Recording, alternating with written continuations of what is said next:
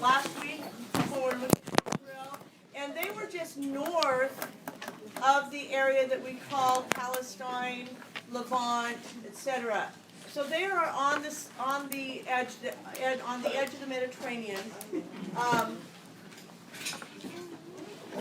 A little bit south of what you see as Antioch, and a little bit north of where you look at Jerusalem. They're sort of in that place there. A couple of big cities we'll be looking at are Sidon and Byblos. And I will show you a map. We'll go over some map work in the next day or two, a little more specific, but I want you to get to know where those are. The others, as you're looking at this, the Aramaeans, they settled in what is now Syria. So you can see the region of Syria again. It's north and inland. And their capital city was Damascus. So when you find Damascus, modern day Damascus, it's the same place. And when we look at the Lydians are in a region over in the Anatolia. Lydia was kind of modern day Turkey. All right, and their capital city was Sardis. Let me see if I can find. If you turn to page 152,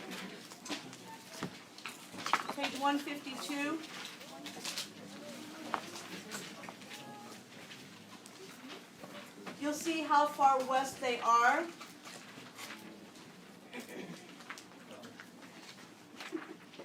So Lydia is sort of in that southern, western section of Anatolia. Okay? So those are the regions we're going to be talking about, and the three civilizations we're going to be talking about today. Okay, so I just wanted you to kind of get that map in your head of where things are located. It'd be good to have that map with the Mediterranean on 140, on whatever, the 136 or whatever, open to start with, because you'll be able to see you'll be able to kind of see the Mediterranean as a whole. Today the lecture that we're going to be talking about, I call it the Merchants of the Mediterranean, because we're looking at a time period now where trade becomes important, and particularly as you look at the exchange of goods between the peoples and the effect that starts having as people rely on goods from other communities. When we're talking about the rise and fall of communities, think about that. If you specialize in something and that's where your economy comes from, and then something happens to your supply, what happens to the rest of your civilization? In addition, what happens to the other civilizations that are counting on that, you supplying that for them, because they now have, you're their source for that, whatever it is, whether it's grain, whether it's materials to make their weapons, whether it's something that they specialize in something else. So civilizations start becoming known for certain things, and they depend on other civilizations for supplies. So as we're looking for how do civilizations rise and fall, we're now thinking, as opposed to, guys, stand, pay attention and stop talking. As opposed to in previous civilizations, a lot we've looked at, how do they get the resources they need and find a place locally where they're situating themselves, where they have much of what they need, and they go out to get some.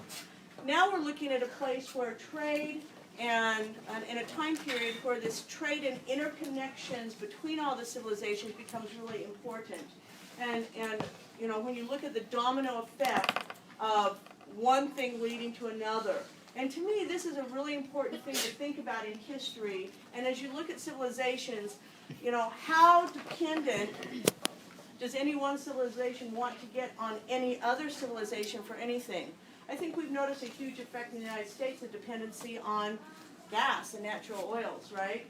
That affects our politics, it affects our military, it affects our philosophy of governance, it affects our trade relationships with just about everybody, it affects who we ally with and who we don't, because we need a resource that we're not, that we don't have available to us without going outside of our own boundaries that we've created for ourselves.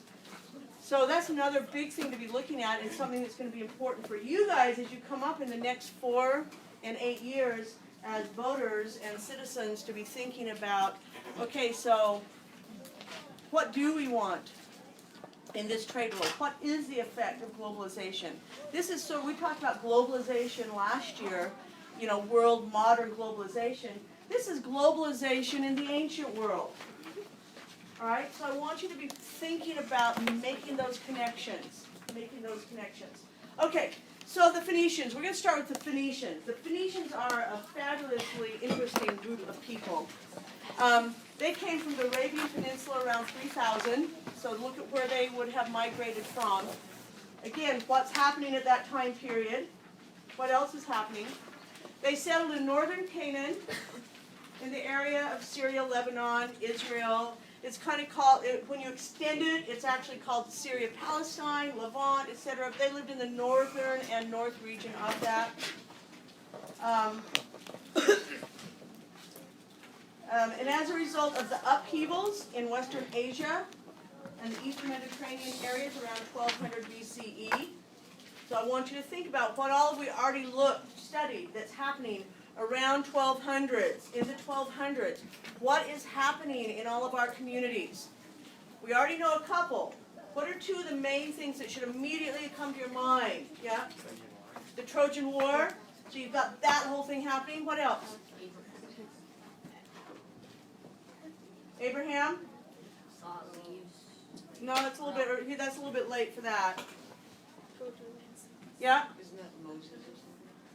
Moses, Exodus. the Exodus, the end of what?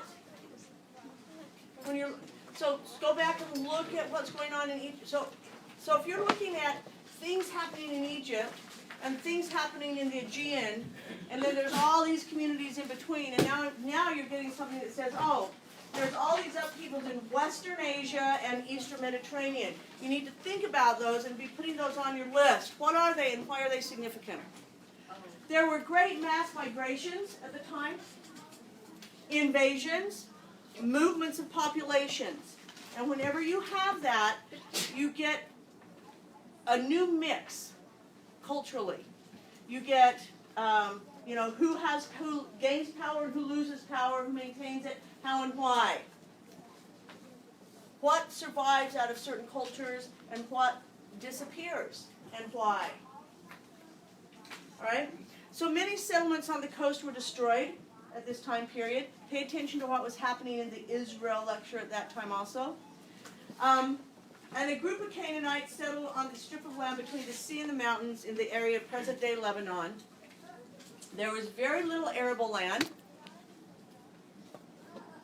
And so they developed a new way of political forms, commerce, and sea trade. So the Phoenicians, they come together, they're known as the Phoenicians, they sell the seas for a living. So as opposed to making our living within our cities, within our community, within our trade, they're now, and land transportation, they're now going to the seas for a living. They harvested cedar to start with. This was one of their big things. Remember, Lebanon is where the cedar was. Everybody wants cedar. New Kingdom Egypt wanted cedar. Israel wants cedar. Other Mesopotamian countries want cedar. But if you can take these great big lumber logs on the sea, it's a lot easier than over land also, right? They harvested cedar for themselves to build their ships, and they built great ships. And then they used it as a very valuable export. So in 1200 BCE, or in the 1200s, they built a string of cities up and down the coastline. Some became city-states. Byblos, Tyre, T-Y-R-E, Sidon, it's frequently S-I-D-O-N, sometimes S-Y-D-O-N. Berytus, which is modern-day Beirut, so look that up.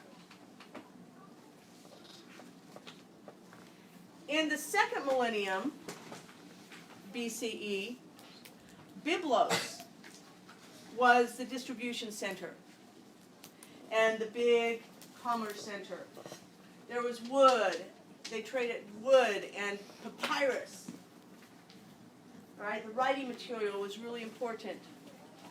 And in the first millennium, though, once we get into the first millennium, after 1000, Tyre becomes a political leader in the region. They became expert navigators.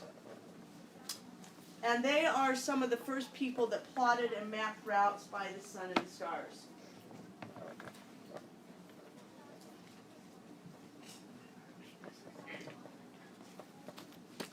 By 1100 BCE, they'd reached Spain, northern Africa, and set up settlements to strengthen their trade. Now, we're not talking northern Africa, just Egypt. We're talking northern Africa as you go across. If you look at that map, if you go across from east to west on northern Africa, they start setting up trade centers. You could go a certain amount, if you kind of hugged the coast and traveled along the coast, which was frequently the smart way to do it, to travel, to keep out of the rough winds and to lose your place and all that. You could go a certain distance in a day. And they sort of set up trading posts that certain distance that a day would take. And some of those became large cities. Okay? So one of the large cities that we'll be talking about is Carthage. Notice where Carthage is. Carthage becomes a huge center. It becomes a very influential city, and it becomes an important city for much of the rest of history. As we look at Greece and Rome, if you guys know anything about Roman history, you know that Carthage was very important in Roman history and the destruction of Carthage.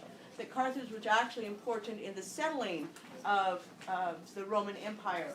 Yeah. Were there people living in Spain? Like Spanish? Yeah, well, not so much Spanish. Most of the people that you had living in those regions were settlers from the area of Greece, okay, and other kind of small colonies that had settled from other places. Now the Phoenicians come, however, and they're going to start setting up bigger things. And yes, there were populations upon the Spanish coast. And again, most of it was kind of what we call the Etruscans, or kind of from Greek heritage and colonies. And we'll talk about that as we get into the Greece part. Okay, so you look at Carthage. When you're looking at what we call the Phoenician Triangle, Carthage is one of the regions that you're going to look at. Okay, the island off the boot of Italy. You guys see that little boot of Italy, and you look at the island Sicily. There's some cities there that are part of that triangle, and then you go over to Gibraltar. Okay, in that region, which is right at the entrance of the Mediterranean from the Atlantic Ocean. So it kind of creates, if you start there and you kind of look at Sardinia and go down to some of the islands just off of Sicily and back across, you kind of have a funny little triangle.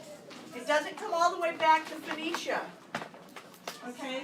So if you've got the Mediterranean like this, all right, and you've got Carthage here, and you've got this other thing over here in Spain, you're going to have your triangle sort of looks like, more like that when we talk about the Phoenician triangle. So it doesn't come back all the way over to Phoenicia. Okay? Yeah. Is Carthage modern day Tunisia? Close. A lot of Carthage actually is in the sea now. Okay, a lot of it got destroyed or through erosion and stuff. But yeah, some of it, same region. Okay, so they were very shrewd business people. They took charge of the shipping and trading.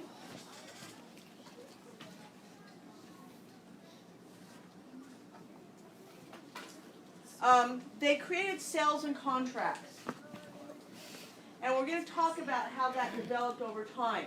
They started making sales and contracts and getting standard units of measurement for trade with them. So now think about, when we talk about inventions happen a lot because of necessity, sort of like when we talk about the Darwin theory, that changes happen physically because the necessity is there first, and then the change happens. But when you talk about the necessity for inventions, a lot of times that happens too. There seems to be a need. So think about if you're trading with all these different people, and you speak in different languages, but you want something that your traders and your seamen can communicate with other people simply, you need a written language that doesn't take years and years of studying and a scribe profession to deal with. And up to this point, when we look at cuneiform and forms of cuneiform and hieroglyphics and forms of hieroglyphics, in order to really communicate in those written languages, you needed to have years of education. All right, it was very difficult. There's hundreds of symbols and things that you needed to know how to interpret and write and put together. That leads us to the need for something else, and we'll talk about that in just a minute. So they made sales and contracts. Originally, that didn't go as well as they wanted because they didn't have this common language. They exported cedar logs, textiles dyed in purple, and I'll tell you about this in just a second, and glass and jewelry, and they imported precious metals. Again, that was part of the economy. We're going to give you stuff you guys are going to give us precious metals that we can now trade with anybody else for wealth and riches and anything else anybody wants. So that becomes very important. Let me tell you about the purple dye. Remember we talked about, even with Odysseus, taking the purple mantle and putting it over. That purple is the color of royalty. Okay? This is how they get the purple dye. And this becomes very important as we look at where this happens. Byblos, obviously, papyrus and wood, books, byblos, paper, writing. Okay, so when it is, that's what's important. When we move south to Tyre, it's this commerce, and a lot of it had to do with this purple dye. They created a huge industry from it. Okay, so it's very, very expensive. Let me tell you why. The dye comes from a little tiny sac inside of a murex snail. M-U-R-E-X. So they have a little gland that has a little teeny tiny bit of this dye that you can use. These snails live 30 and more feet down in the ocean, in the water. So you have to be able to dive 30 or more feet. All right? And so that's very difficult. So a group of people, they and their offspring become divers, developing lung power and all this other stuff, and notice how to dive 30 and more feet to get these snails. You need 9,000 or so snails for 1 gram of dye. Okay? That's 1 gram is like what? A 0.035 ounce, right? A gram is a teeny tiny little bit. You need 9,000 snails. So imagine they're going down, they're grabbing all these snails as fast as they can, they bring them up. To get the gland, they take the snail, they get the gland, and then they kind of put this purple dye in water. You've got all these snails dead and shells outlined. I guess the smell from Tyre could be smelled miles and miles before you ever got there. It stunk so badly from the production of this product. They almost harvested the snails to extinction, going 30 to 60 feet down, except for the snails could actually live down to about 500 feet. And so they could go beyond where people could get them. Okay? And so they weren't harvested to extinction. But it got to a point where, at one point it was easy to, you could gather 9,000 up pretty quick. It became rare and rare. So, this whole thing of this purple dye. And this purple dye, if you boiled the water with the purple dye and you boiled cloth in this dye, the dye didn't fade. It was permanent. It was a beautiful color of deep purple that you couldn't get any other way from other natural resources. You could get a light purple, you could get things from other pigments and roots and berries, but it would also wash and fade pretty quickly. The dye from this Murex snail was permanent. It didn't fade. It didn't die. And so only the wealthy had, had access to this cloth. Yeah, How would they even find out about don't know. it? All right. So let's talk about the advantages the Phoenicians had over other traders. Okay. In about 1000 BCE, they developed the Phoenician alphabet, hence phonics. You now have symbol sound, and they had only 22 symbols. And you could have symbol sound in any language. So, pretty much the most uneducated average sailor could learn how to read and write and sound out what the contracts were with using 22 symbols. Okay? So the sailors become literate in this language. You didn't need much time to learn. It was very adaptable to other languages, and therefore you could keep accurate records. You didn't need a translator who might cheat you. Say, oh, we wrote this, we wrote that. No, it's down there. You can interpret it, you can read it, you know what it is. You're getting to when we talk about the words and language for different groups, when you start to talk about products and amounts and how much weight of precious materials for so much of this, it's not a huge vocabulary that you need. So being able to do this, to keep the records and to keep the contracts became very fluent. There were no vowels, which led to some problems. Okay? Vowels were developed a little bit later in Greece. And also, actually, the Aramaeans improved some of it also. So they had a huge advantage there. And then the Phoenician Triangle. This was, again, off that northern coast of Africa. It did not go all the way to Phoenicia. It was Carthage. It was the south and southeast coast of Spain to Gibraltar, and off the coast of Italy. So it's kind of a funny little triangle. It's not a perfect triangle, okay? But in this triangle, they were masters. Piracy was a fairly legitimate profession, as we talked about when we talked about reading Goddess of Yesterday. It was a fairly, you could be a pirate. That was it wasn't a terrible thing to be. Everybody was sort of involved in piracy, but not in the Phoenician Triangle, starting at about 1200, 1100 BCE. You needed to get their permission to trade. If you tried to bring your ships in there to trade, they would attack them, take all your stuff, and get rid of you. Okay? They had control over this region. They created permanent colonies. By 900 BCE, they had very strong permanent colonies on Cyprus, in Carthage, etc. They had a number of temporary seaports and trading posts. And again, they got rid of the piracy in that region. So they had total control over that trading region. Notice that's not near the Aegean, that's not necessarily near the Greeks. And it doesn't take us all the way down to Egypt, where in those cases they're having to share the waters. There was too much other sea traffic at the time before they could really establish control. But the politics of this whole thing, the big center of the power, and it was kind of run by an oligarchy, was Carthage. Carthage was the strongest sea trading port in town. They built Carthage with man-made harbors, so you could not come into Carthage without going by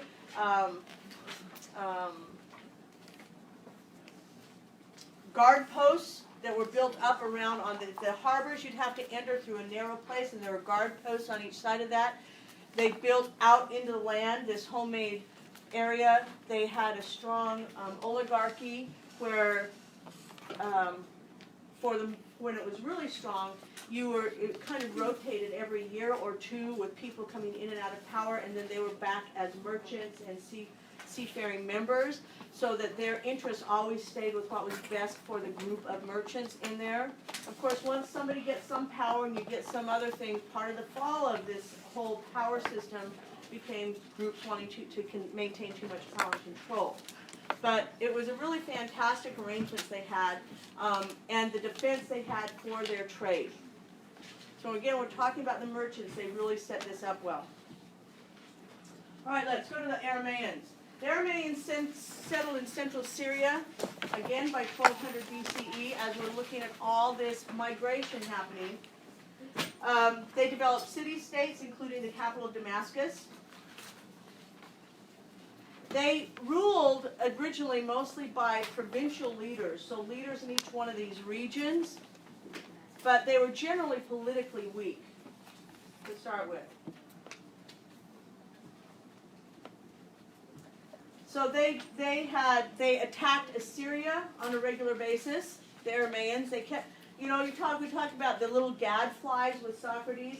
They were sort of like the little gadflies on Assyria. Assyria had to protect against them because they were always trying to find that weak place, that little place they could take over, which took a lot of energy from the Assyrians.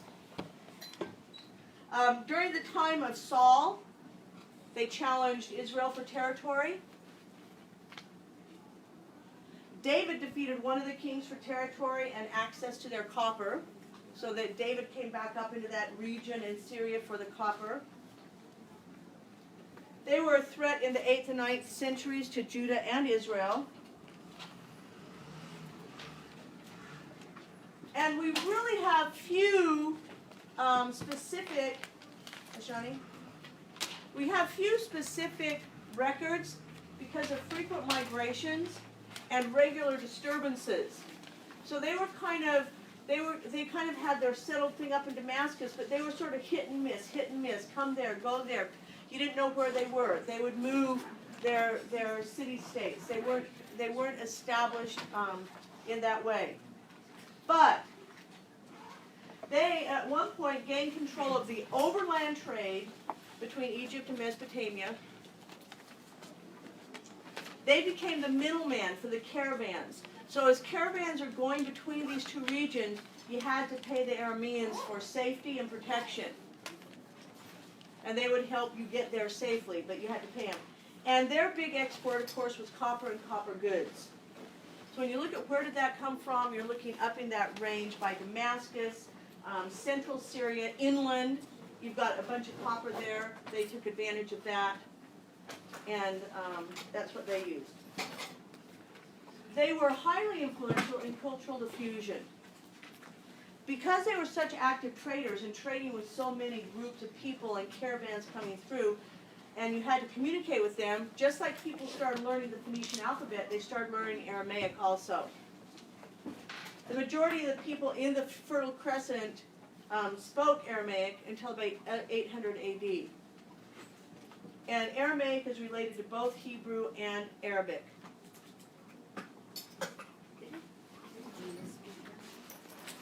Most likely, yeah. Aramaic was a common, kind of like a language franca in that time, during that time period, all the way past into the Roman Empire. People spoke Aramaic. It was sort of like the English of the time. Now, you might have your own language that you spoke, but you also spoke Aramaic for trade and other things. So again, even though we don't have a lot of records from them, they had that influence because of their taking over the trade routes, because of their being middlemen, because of the predominance of copper. So there's Aramaic. Lydians. Lydians become very important as we start looking at the Greeks and Persians. Their capital is Sardis, one of their capitals, the one we're going to talk about right now. they settled in what, we call it Asia Minor or West Asia Minor on the Aegean coast. And it's kind of a little central area. If you look at the map, it's not all of Anatolia. It is over in the far western, southern region of Anatolia. They had a nice little chunk of homeland there. Their first major dynasty was Heraclid in 1200s. Oh my god. Okay, so notice how all these things are happening. In order for this to happen, there has to have been migrations and upheaval, and people need, when we talk about the push-pull factor, you don't just leave your homeland for no reason, right? Things are happening in these time periods. And they went to about 685 BCE. Now, the new family founded by Gyges, who was a royal bodyguard to one of Heracles' sons or grandsons. How did he get, yes, Gyges, how did he get power? He murdered the old king. He married the queen, and he usurped the throne. And this was called the Merman dynasty. Now, the Lydians started having some, if you look at that region there, the Greeks have a lot of colonies on the coast of Anatolia. They have colonies on, Crete and up around the entire Aegean Sea. They had colonies going over to what is modern-day Italy and Spain, etc. And we look at Ionia. This is where the Ionian Greeks are. And when we look at Miletus, the philosophers from Miletus, this is where Miletus is over on the southern land and islands of Anatolia. So they're right up next to the Lydians, and they have some of the coastline, of course, that the Lydians would prefer to have. So they get issue with the Greek colonists, particularly around Miletus, until a treaty is established.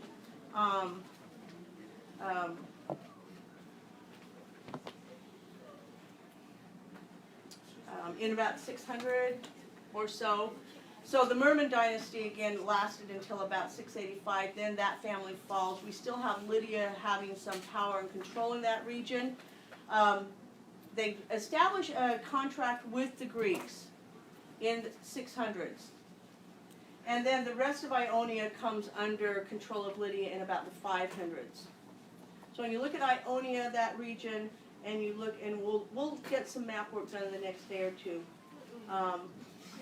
But they kind of are taking over that region. They were merchants and artists, particularly under the Merman dynasty. So when we're looking at that 1100, 1200 to about 700, 600, we're really looking at merchants and artists. They create a powerful commercial empire. Same time period that the Phoenicians are creating a powerful empire. Their empire is based on the fact that they have very rich, fertile land, and they have a surplus of agriculture. This is unusual now. When you look at where a lot of these communities are going, remember there's very little arable land all around the eastern coast of the Mediterranean. So the Israelites, the Phoenicians, the Philistines, all those have very little arable land. They're going to look to trade some of their goods and services for food. So Anatolia is rich in this, and Lydia is rich in grains, fruits. Agriculture, remember, is also animals. They have lots of herds that they're able to raise for meat and milk and wool. So they have flocks of sheep. some types of cattle, goats, llamas, etc. They have, not llamas. No, not alpacas, those are South American too. Types of different goats. I can't think of something else here, sorry about that. Okay, then they also are very strong in music, literature. They created, one thing they were really known for was creating beautiful tiles and tile work. Remember Herodotus is our Greek historian, and he actually said that they also, since they had some leisure time and weren't traveling so much, they created a lot of the games that eventually the Greeks kind of took over and claimed, that absorbed into Greek history. The other thing that was really important to Lydia and gave them a big boost was they had rich gold deposits. So they had great mineral wealth. And they're the first ones, we talk about a money economy and a coin economy. In 700 BCE is the first time we start getting a coin economy. So up to this point, you might have said, you might have had standard weights and measurements. It could have been shells, it could have been, other precious metals or ores or other things. So you'd say, I'll give you, so much of the silver is worth so much. But now they started getting coins that had a specified amount that each coin was worth in whatever money cents they were using. And it only took less than 100 years for this to be the widespread form of exchange. So starting at about 700 BCE, we get the first coins we get pictures of people printed on them and stamped on them. They have a standard weight that is a standard amount they're worth that's printed on them. And Lydia starts setting prices with their coins. And they start developing a system for prices. So that's a big revolutionizing the world of commerce in the Mediterranean, around 700. The fall of Lydia comes from our good friend Cyrus of Persia. Remember, Cyrus came down into Babylonia, he conquered Babylonia, he freed the Israelites, said you can go back home. Cyrus also conquered Lydia. Cyrus coveted Greece.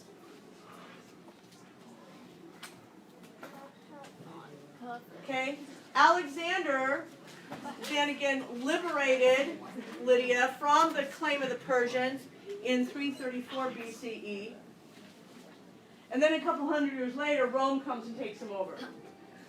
Okay? So they're kind of in the middle of the crossroads out there, and we'll see why when we see how things travel.